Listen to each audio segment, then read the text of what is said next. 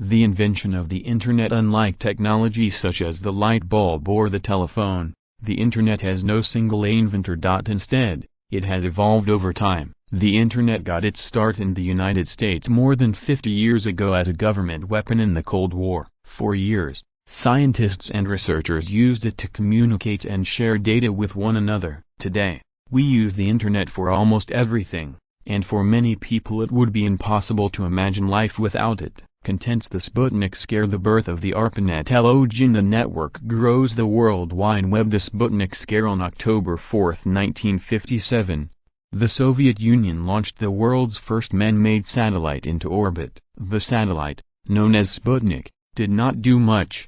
It tumbled aimlessly around in outer space, sending blips and bleeps from its radio transmitters as it circled the Earth. Still, to many Americans, the beach ball-sized Sputnik was proof of something alarming.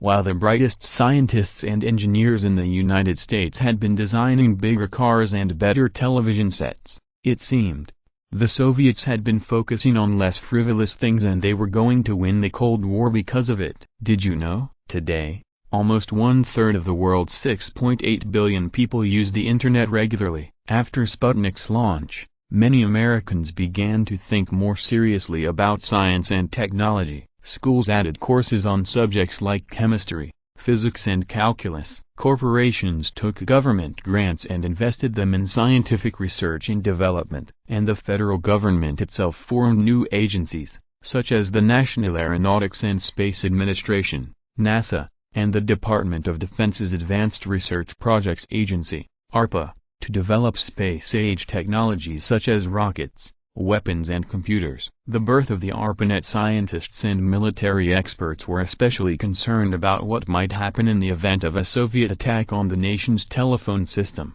Just one missile, they feared, could destroy the whole network of lines and wires that made efficient long-distance communication possible. In 1962, a scientist from MIT and ARPA named J.C.R. Licklider proposed a solution to this problem: a galactic network of computers that could talk to one another. Such a network would enable government leaders to communicate even if the Soviets destroyed the telephone system. In 1965, another MIT scientist developed a way of sending information from one computer to another that he called a packet switching. Packet switching breaks data down into blocks, or packets, before sending it to its destination. That way, each packet can take its own route from place to place. Without packet switching, the government's computer network, now known as the ARPANET, would have been just as vulnerable to enemy attacks as the phone system.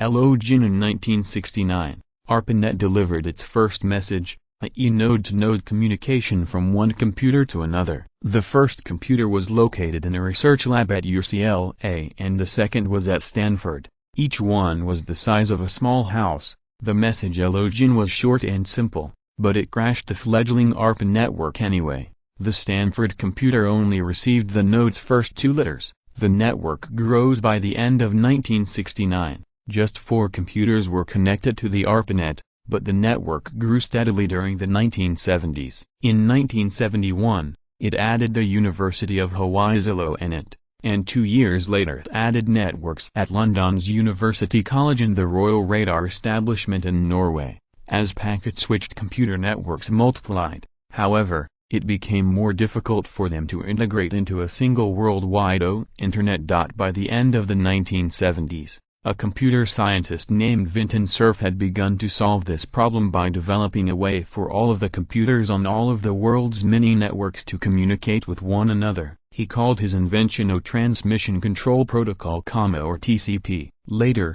he added an additional protocol, known as Internet Protocol. The acronym we use to refer to these today is TCP/IP. One writer describes Cerf's protocol as a handshake that introduces distant and different computers to each other in a virtual space. The World Wide Web. Cerf's protocol transformed the Internet into a worldwide network. Throughout the 1980s, researchers and scientists used it to send files and data from one computer to another.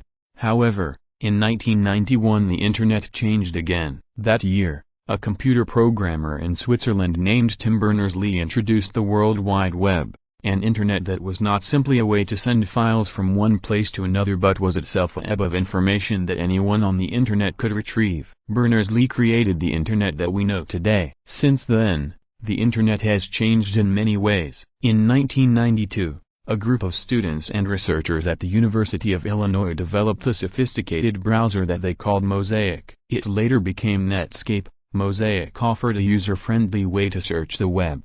It allowed users to see words and pictures on the same page for the first time and to navigate using scroll bars and clickable links. That same year, Congress decided that the web could be used for commercial purposes. As a result, companies of all kinds hurried to set up websites of their own, and e-commerce entrepreneurs began to use the internet to sell goods directly to customers. More recently, social networking sites like Facebook have become a popular way for people of all ages to stay connected.